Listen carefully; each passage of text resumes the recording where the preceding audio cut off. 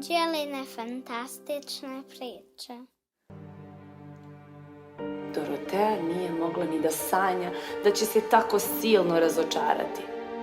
Bila je uverena da ne želi da se uda za ovakvog princa.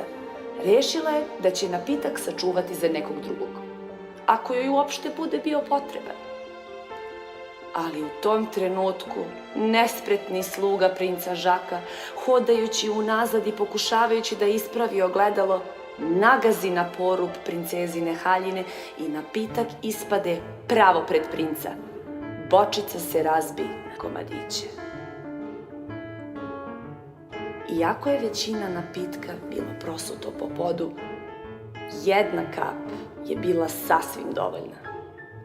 Jedna kap koja je odletela pravo na Žaka. Bilo je kasno. Princ je odjednom bio očaran Doroteom. Preneražena princeza gledala je u Žaka i slušala šta je govorio i shvatila je. On ceo život je proveo gledajući samo svoj odraz, a to je ujedno značilo da nije slušao na časovima. 100 mu gromova, pa on ne zna ni u kom gradu se nalazi. On ne zna ništa.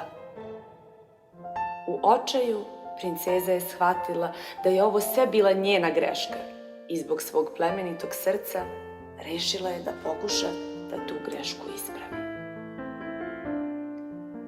Prvog dana posle bala sazvala je sve najbolje učitelje kraljevstva i zamolila ih da podele svoje znanja sa Žakom, kako bi mogao da bude spreman da jednog dana zajedno sa njom upravlja trećim brdom. Vila je letela nervozno po princezinim odajama.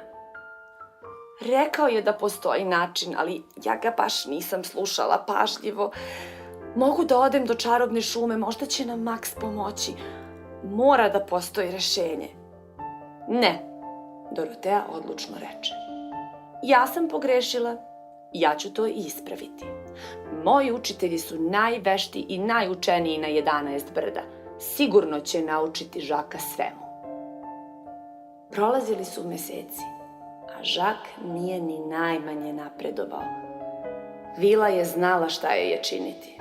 Svidelo se to princezi ili ne.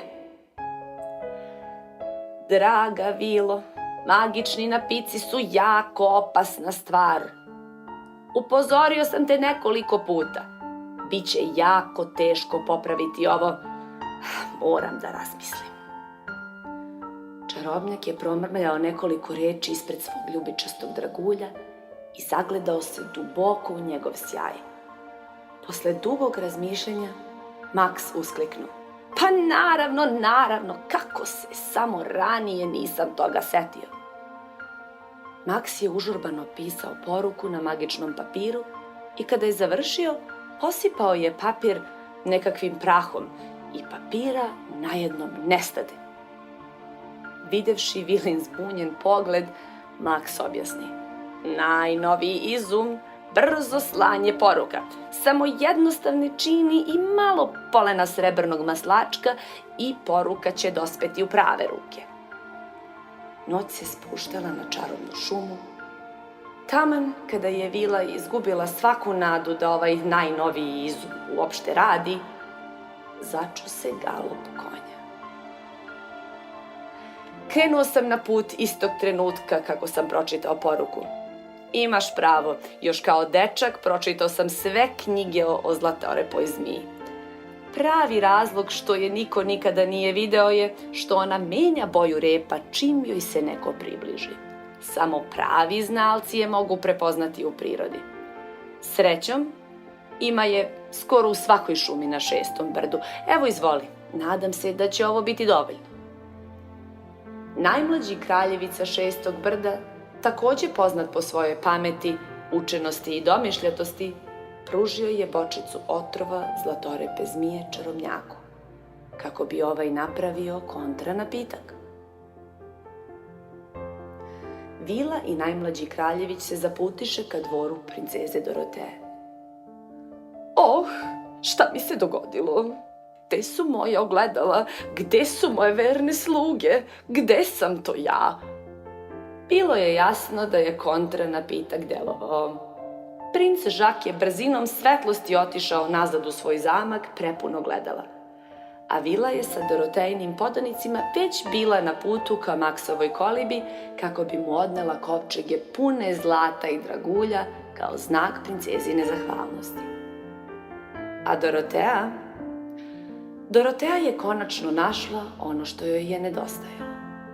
Od prvog momenta kada je upoznala najmlađeg kraljevića, bila je zadivljena njegovim znanjem i manirima. Imali su puno toga o čemu su mogli razgovarati i jako brzo su se zaljubili jedno u drugo. Ipak, za pravu ljubav nisu potrebni nikakvi magični eliksiri. To je shvatio i čarobnjak Maks i nikada u životu više nije napravio ni jedan napitak večne ljubavi.